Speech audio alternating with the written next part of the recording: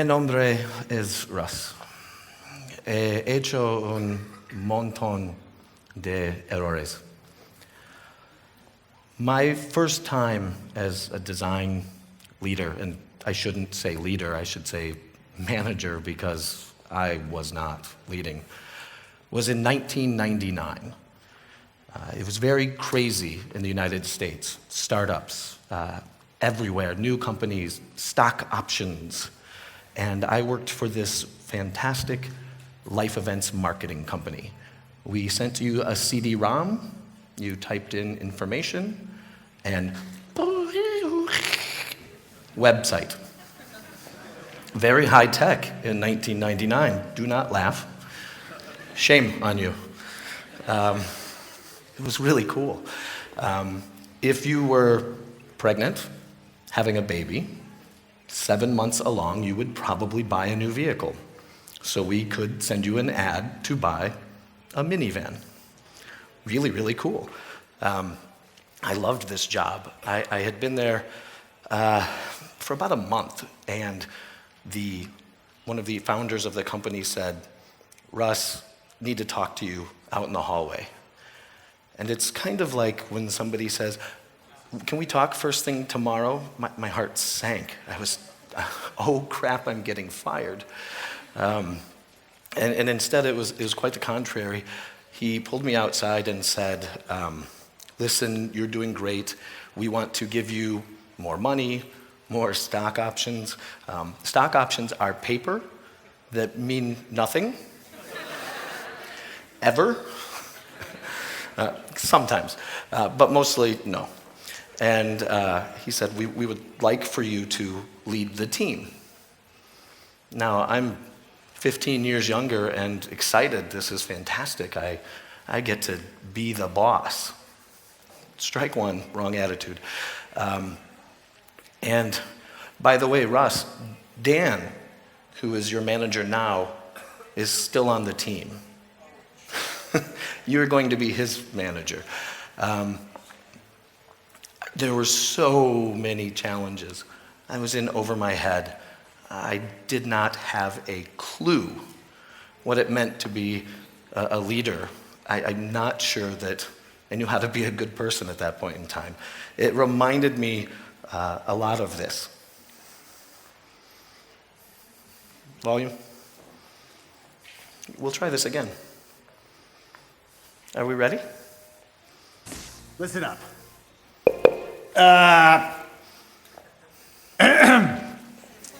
We need to play offense instead of all coming up to bat. What? I apologize, but I don't know your games. I think what Lantern is saying is that it's time for some teamwork. So let's pull it together. Yeah, baby! Clap it up! What's the plan then? Well, he blasts those beams out of his eyes, right? It's settled then. We blind him. That's as good a plan as any. That's about how good I was. That's better than I was. I was awful. I was horrible. I started out being thrown to the wolves. Normally I would say trial by fire, meaning you learn as you do, but these folks ate me for lunch. And it was my fault. It wasn't theirs. They were, these talented folks. And this is what happens at a lot of companies. Hey, you are a really good designer, so go lead the designers. Those are different skills. You're a great engineer, so go manage people. What? Yeah, and I quickly found out, as a first-time leader, with a team that I had inherited, that I was going to make a lot of mistakes. So many mistakes. Worst yet, I found out that while there are hundreds, thousands of books on the subject of leadership, there really wasn't much help in 1999 for how to lead a design team. So I was a manager. Man, a jerk was more like it. I completely made things up as I went along. I didn't have experience, I didn't have guidance or coaching. None of this is an excuse. I probably wouldn't have taken any. I knew everything 15 years ago. I don't know squat today. Big difference. This team already had an established culture. They knew each other's strengths and weaknesses. They knew how to work together. And I only knew what I thought was the right way because every other manager before me had been an idiot. Oh my goodness, all of my managers were idiots. Are your managers idiots? Just wait, it'll be your turn. You'll see, you'll see. And those things of how I wanted to do things and how they wanted to work, well, they didn't overlap very much. There was no Venn diagram. There was, Russ's ideas, our ideas. It was Russ's ideas and screw you. And they were right. They had all these agreements with each other. They knew what to do. So they had their agendas, and it was a train wreck. It was a disaster. I was cleaning up all the messes that I was making and all the ones that were being made for me. I really wasn't sure if I was cut out for this. Fortunately, I've had mentors. I've had coaches. I've had people who have worked with me who frankly said, "You're an asshole." And God, do I thank them for that. Someone always was there to set me straight. He hecho un montón de errores. What's the big deal? I had him! Dude, you had squat. We had a plan. Heads up, guys!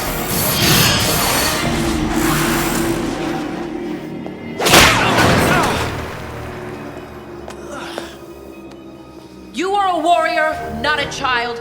Act like it. Yes, ma'am. Now follow me to victory! Wonder Woman comes from an amazing group of people. I can name hundreds of them along my career, I'm sure. I learned that a lot of people get thrust into leadership. They never got a manual or a guide either. Most people, I think, when you get down to it, feel the same. Not trying to project too much, but I'm guessing it's not the only place. I saw this quote in the New York Times from Pamela Druckerman. "There are no grown-ups. We suspect this when we are younger, but can confirm it only once we are the ones writing books, attending parent-teacher conferences. Everyone is winging it. Some just do it more confidently." In my case, it was perhaps arrogantly. Change this around a little bit. There are no managers, right? We can only confirm this once we're the one doing performance reviews, writing statements of work, doing slide decks, and attending leadership retreats. We are all winging it. If this is one thing that I've learned as a parent, I now understand why my parents didn't know how to be a parent. So, kind of going back to everything that had happened, in 1999, that was my first manager role. It wasn't my team. I never got everyone on my side.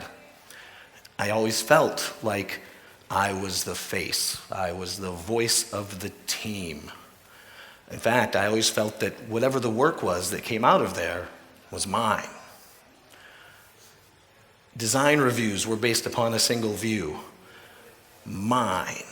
I was kind of a creative dictator. Glad that joke translates. Excellent. And back then, it wasn't uncommon that I'd show up at 7 in the morning and work until 11 o'clock at night. Not very smart, but boy, did I work harder than you, and that was important to me. So there's 3 key areas that I've been focusing on that I've realized that have helped me lead better, I hope. One of the things that took me the longest time to learn was team building. Team building is not easy, and it's not just fall down and we'll catch you. Trust us, it's not that. One of the biggest boosts I was ever given was by a man named Steve Julius, Dr. Steve Julius. He taught me all about the team charter. You may not recognize Steve's name, but a few of us do, and Dr. Steve Julius was the team psychologist for the Chicago Bulls and the Chicago Blackhawks. So If someone can get Dennis Rodman and Michael Jordan to play basketball and win together, it's probably a smart person to learn from. If you want to start building a culture for your team, start with the team charter. Some of us did this a couple of days ago.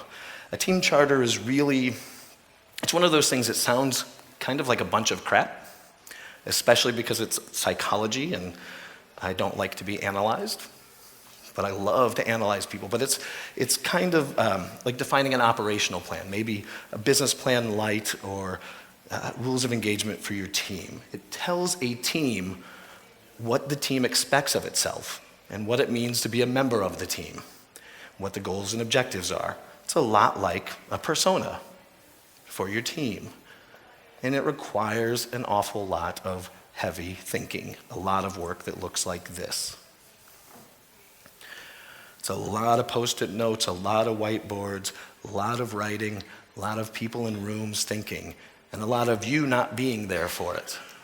Because the most important thing is that these are the team's feelings, the team's thoughts, and you need to understand what the team believes that it is and have them come together as a unifying source. When you do these, in fact, we've brought in external facilitators to do this because these aren't how Russ believes a team should behave. These are things that the team believes in. So it involves defining things like the focus area of the team. The UX team of one knows what the UX team does. When the two people, they don't even have the same definition of user experience. I'm sure they don't know what information architecture and interaction design mean exactly to them. They're going to be slightly far apart. So set the team down and let them talk about the work that they don't want to do. Because once you get that taken care of, talking about the work that you do want to do is a lot easier. And it sets the boundaries for the type of work that you'll accept. It can look just as simple as this. It's kind of nice, and that looks like it took me 3 seconds to do. However, it was probably 2 hours, 3 people in 2 different rooms working and going back and forth about the type of work that they want to be known for, that they want to take on. Then there's the team purpose. What does this team do, and what are we good at? Why are we in this together as a team? What do we want others to know about us? In a nutshell, it's kind of like an elevator pitch, a couple of sentences.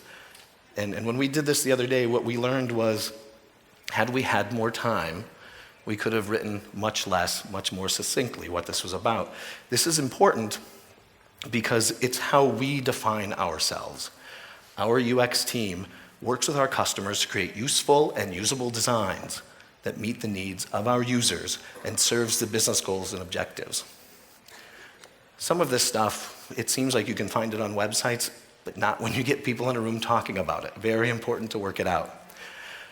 The team has to make a commitment to each other. One of the most important things that I've found is defining rules of engagement for a team is really important.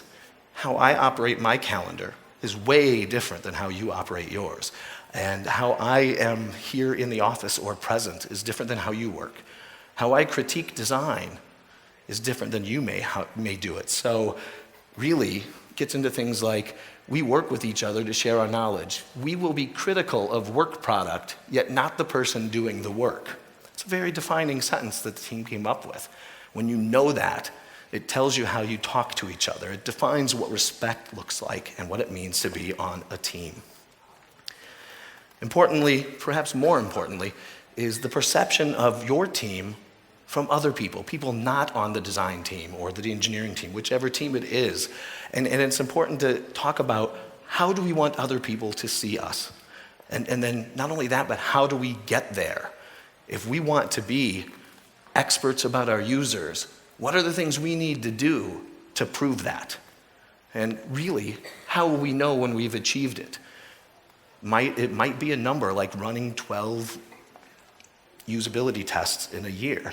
If we say trusted partner, what does it mean? How do we build trust as a partner? And how will we know when other people see us this way?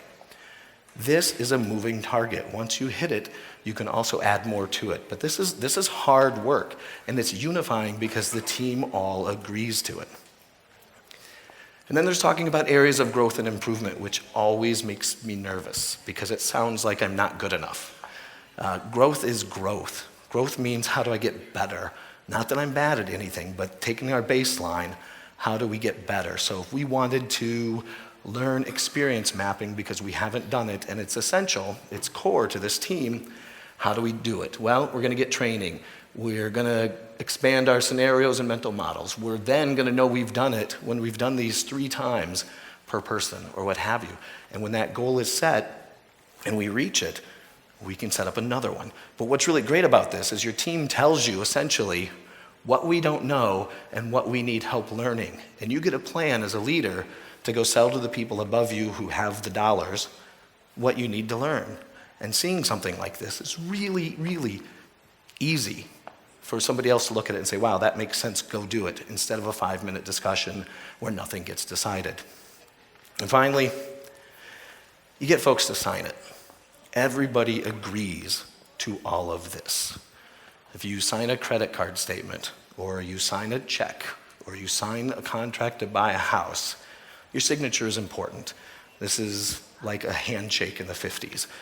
It means that we all went through building this together, and we all agree to it. It's very powerful. Again, it's like a persona for your team, and it can look like some of these folks.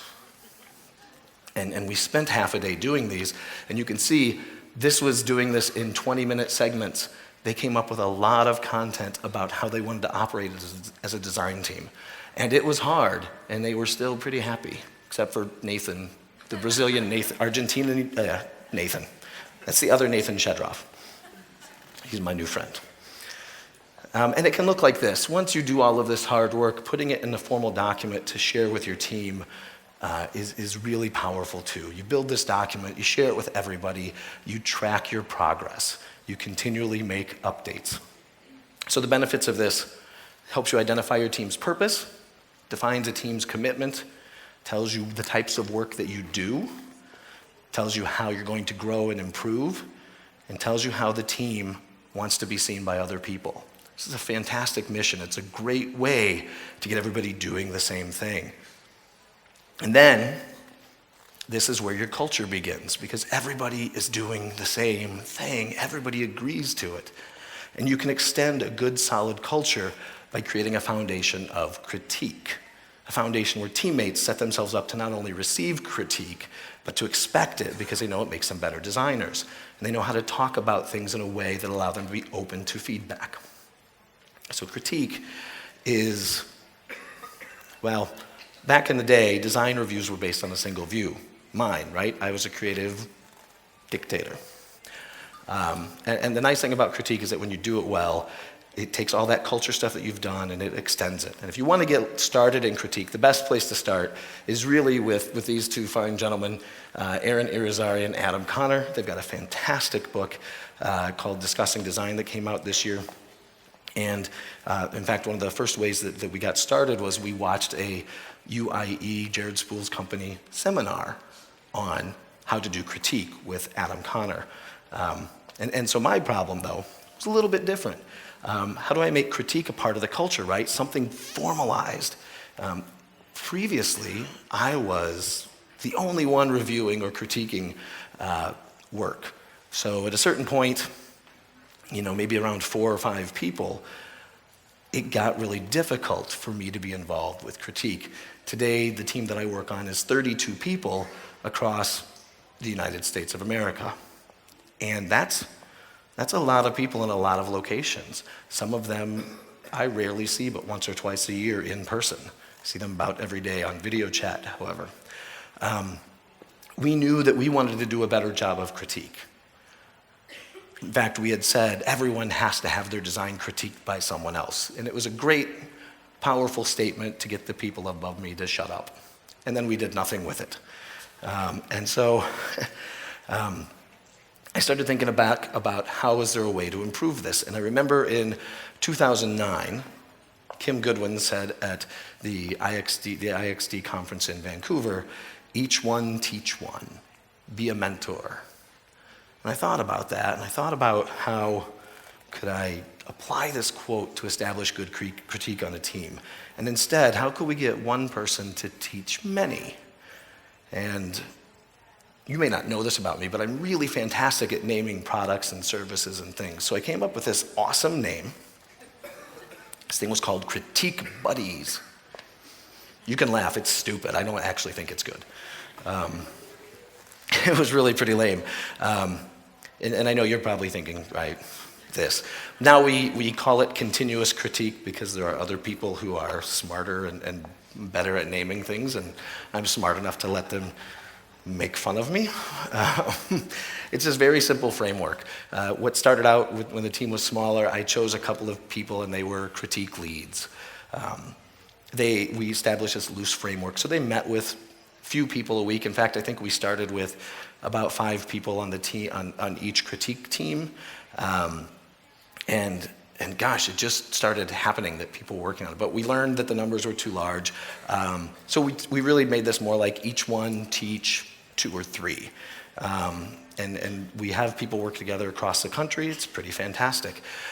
So you can select critique leads. That M is manager, which is funny because I couldn't use an L because these folks are critique leads. So you nominate some critique leads. Really different culture where I work today, where we nominate things for people. We don't just select them. Even as leadership, it's just not that simple. And in fact, it's long term, it's far more simple when you use nominations over appointmentships. Each of them choose 3 to 4 people on their team. Really, like I said, more like 2 to 3. And we focus on people who don't get to work together. I've got team leads, so if you have people that you work with directly already, we try to get them all working in different concerts. So Brad, who works in St. Louis, will perhaps be on a critique team with Colin in Boston because they don't get to work together. But Colin may not be on a critique team with someone in San Francisco because they're 3 hours apart. But this really helps us getting people together, get them to connect. And they have bi-weekly 30-minute one-on-one meetings to review any work that is in progress. It's really fantastic. They can do them ad hoc. They're both ways. Brad and Colin can talk about any project that they're working on. Brad may be the lead, so he'll kind of take control at first. And then every other week, on the off week, we get together as full teams and look at everyone's work. What we're seeing in this is that Brad and Colin don't work on the same projects together, but suddenly they know about each other's work, and they start to learn about projects that they're not involved in.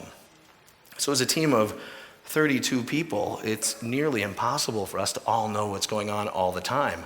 Yet people who wouldn't normally get to see each other become friends. They communicate outside of work. They are on Facebook together. But they are doing real work together, and they're getting to know more about our company. So we see that at scale, this has helped us become even, I guess, more connected. So it's pretty fantastic. Weekly, they do one-on-one meetings, just get together pretty informally. Did I go, oops. Let's go back one here, sorry. Let's go back to that picture of Brad. There it is. That is the Brad I mentioned. The first couple of weeks is pretty informal. The lead will take charge and help walk them through things. And then in the following weeks, the buddy partner will start to have an agenda, talk about things that they want to talk about, gets into that. Then there's these group critique meetings where every bi-weekly or so they get together for half an hour or an hour, and people present work for about 10 minutes, and the whole team chimes in and offers different advice and input. Then, let's see. Then, right now we're experimenting with all team critique. 32 people on video chat is kind of tough because we don't get together, and you see a lot of pictures where people are standing in front of a wall doing critique. Our team is distributed, so we don't have that, I guess, locale advantage. So right now we get on a video chat, and people take turns leading, and then we all chime in with our feedback. The nice thing about this is people start learning how to frame critique. They start learning about only focus on this area, and that helps them talk to clients, that helps them talk to each other, and it makes these sessions go really well. And then, of course, every week, the leaders all meet, and we actually have a manual or a guide for how we do critique, and we see what's going right and what's going wrong. And what we learned in the past year is what was going wrong was that I was leading critique. Another lesson learned. So now somebody else on the team takes a turn at running critique every 3 to 6 months. And they still have those meetings, and I get to participate when I can, but I'm out of the darn way. And we try to do new critique leads about every quarter, and that's it. I've done this now at a couple of different organizations that are pretty large, and one thing I can tell you is it is continuous, it is ongoing. We are getting better at it.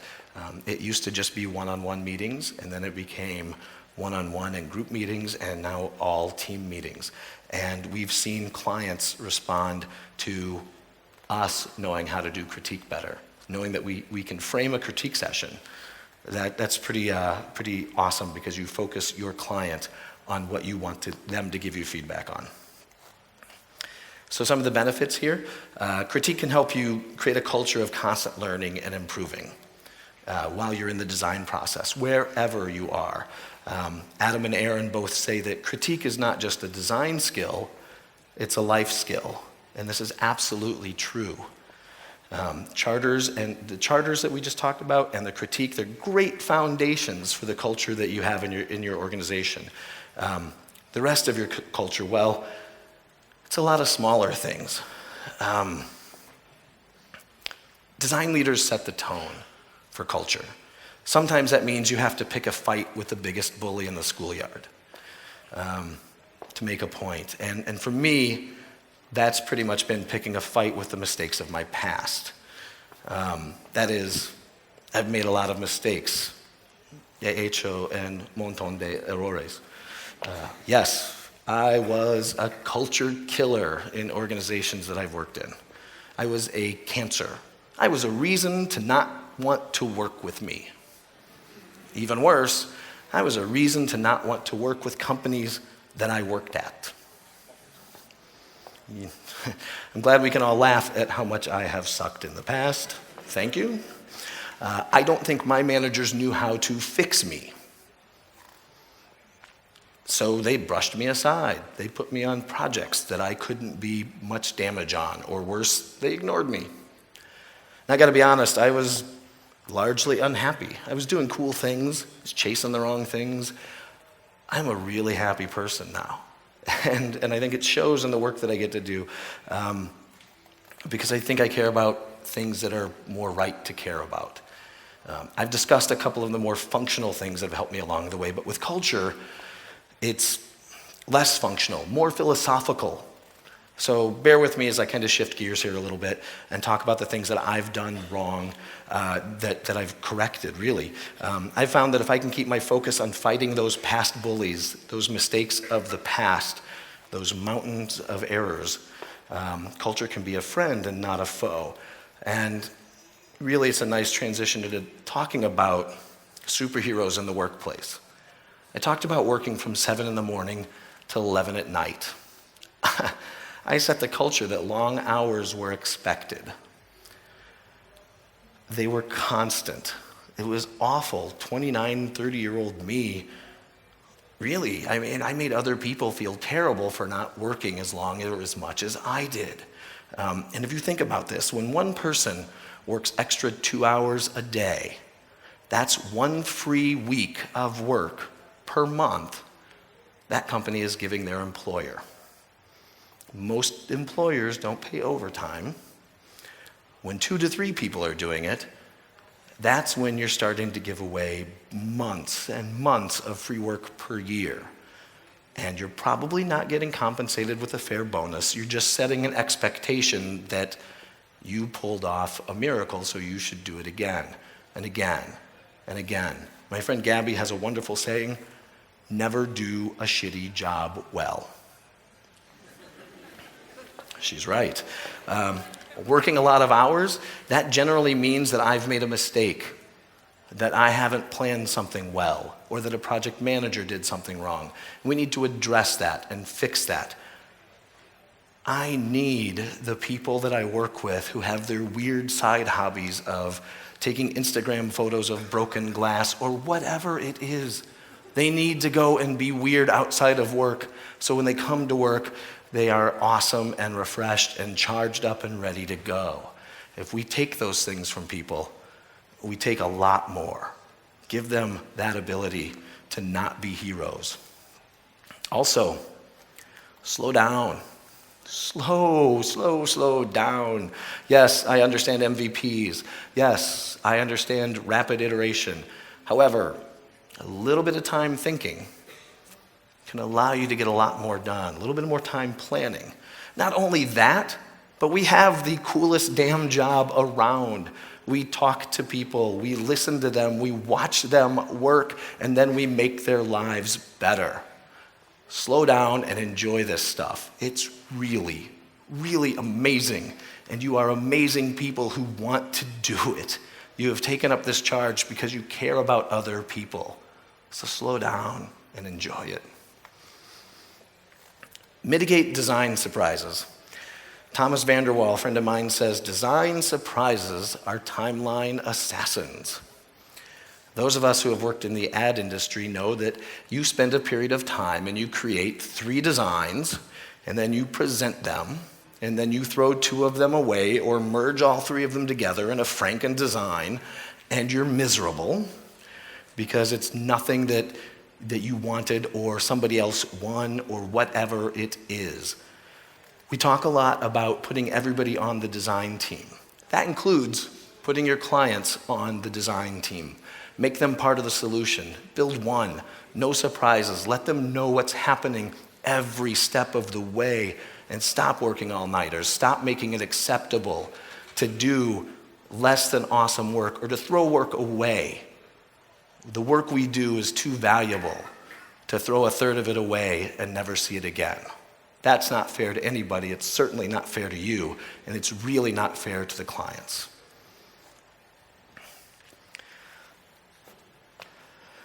Give other people a chance to succeed or fail. Somewhere along the way, somebody gave you the chance to screw up. Just because people don't work like you doesn't mean that they're wrong. In fact, they're probably smarter than you, and you should get the hell out of the way and let them do those things. This has been by far one of the most difficult things for me to learn. The more I do it, though, the more I give that gift of time to someone else, the more I realize how precious and valuable that is. You should do that too. Hack the org charts. Most of these things are set up by archaic human resources science that no one understands. I've worked at companies where you had to be 7 layers away from the CEO. Nobody knows why. That's just the rule. If you need an 8th layer, you have to submit some sort of exception that has to be reviewed by a board, blah, blah, blah, HR. No. To some degree, I mean, I get it, right? We want to have org structures and stuff, sure. But you know, I think you have to create an organization that allows people to succeed. I mentioned that nobody gave me a manual for how to be a leader. And the more I look at that as a new skill, the more I realize that it's important to give the people you work with the opportunity to continue being successful at the design-related things that they are good at. Take your best designers and see if they're interested in learning a new skill, a leadership skill. And if they are, then have them work with 2 or 3 people. That doesn't take them all entirely away from the work that they're doing that they're successful at. Allow them to stay successful and make some mistakes at the same time. They're not going to break your organization if they piss off somebody. It can all be fixed. We're all human. It's pretty easy to talk to each other if we actually just try. And so, you know, you can have more than one org chart. You can have the one that human resources sees. That, in fact, the one I have, I call, it's for communication and HR. The other one is really how people work, because I'm not going to stop the front-end designer who is fantastic at information architecture from doing information architecture work. That's silly.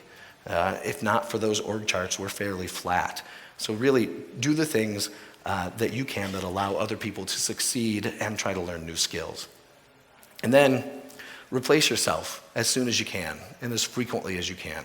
I am absolutely trying to remove myself as a leader of the 4 or 5 orgs that I'm on because I'm not good enough for them at this point. They need people who are stronger there. And I want to make sure that I'm providing the best leadership for them that I can by giving them better leaders than me. I happen to think companies with job descriptions that say work hard, play hard, are the scariest companies in the world. If I've just spent 10 hours a day with you working on hard work, I don't want to go and have beers with you and go-karts until midnight, and then get back up in 8 hours and see your face again.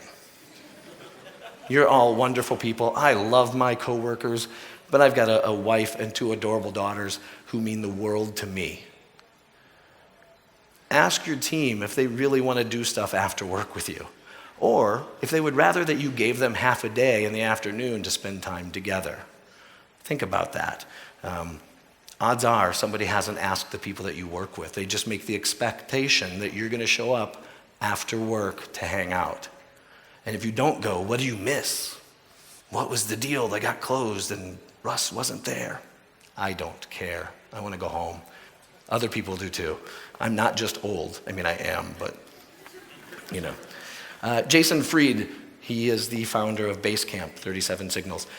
He saw Richard Saul Wurman speak at a conference once, and Richard comes off the stage. Abby, do we have to say Richard Saul Wurman all at once? That's how I feel like I have to say it. Richard Saul Wurman. It can't just be Richard. Richard Saul Wurman came off the stage and said to Jason, "What'd you think?" And Jason felt like being an ass. He's like, I didn't like blah, blah, blah. And he realized, because Richard Saul Wurman said to him, "Man, give it 5 minutes." That's probably close to Richard Saul Wurman. Anyway, and Jason didn't get it at the time, but Jason knew he had gone in kind of looking to pick a fight with this person. And you know, 5 minutes can be just that. It can be 5 minutes or 24 hours. What I've found is if somebody reaches out to me with an emergency at the end of the day and I do nothing, that by the next day, the emergency has solved itself. I once was doing research and I went to a company where I had a meeting with the CEO of the company and he wouldn't have the meeting until after 9:30 in the morning. So why can't we meet earlier? I'm in town. He said, well, I start work at 7 in the morning. But if I come in before 9:30, I have to answer a whole bunch of stupid questions that people could figure out themselves.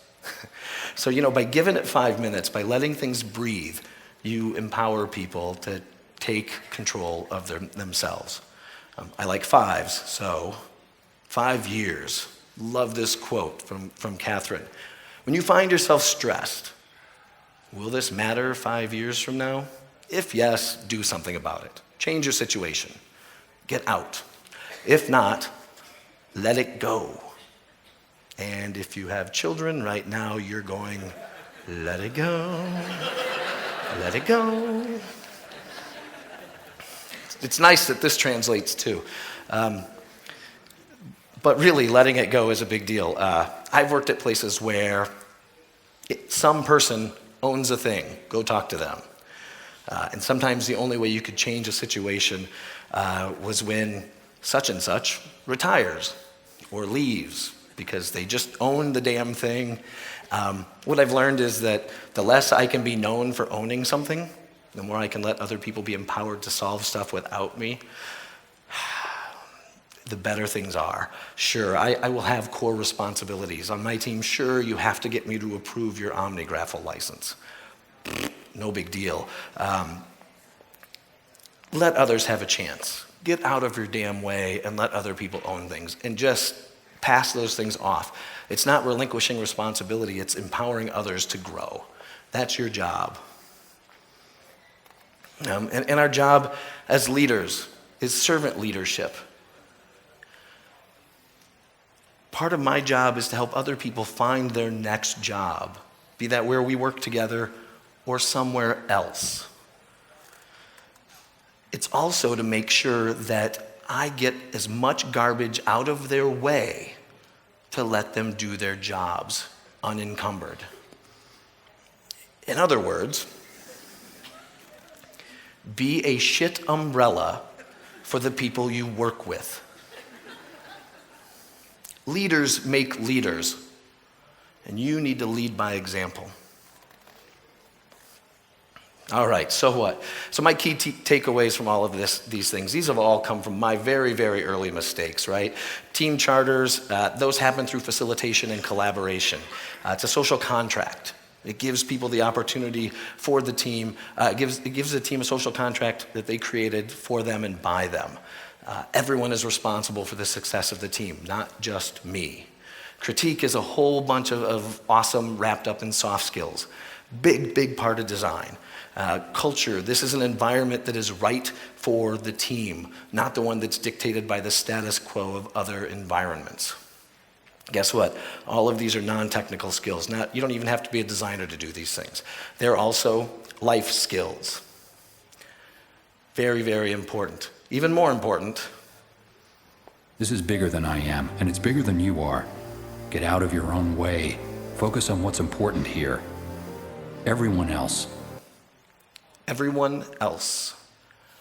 The more I learn these things, the less challenging they are to do.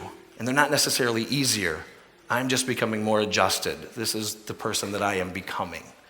And this is the person that I think other people enjoy working with a lot more than they did years ago. Lao Tzu, a leader's best when people barely know she exists. When her work is done, her aim is fulfilled. They will say, "We did it ourselves."